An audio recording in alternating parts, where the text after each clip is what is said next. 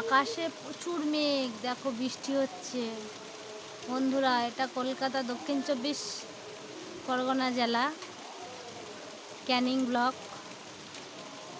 দেখছো, সারা দিনটা এরম পিটির পিটির করেই যাচ্ছে। আকাশটা অন্ধকার, অনেক গর্জন করছিল আকাশটা সকাল থেকে। এই দুপুর 12টা-1টা বাজলেই শুরু হয় বৃষ্টিটা, আর সন্ধে অবধি বৃষ্টি থাকে, আর সারা রাত কারেন্ট আসে না। কি সমস্যা! আমাদের এখানে খুব অসুবিধা, মাটির রাস্তা তো, কাদা মাইরে মাইরে সব জল টল আনতে লাগে, তুলতে লাগে।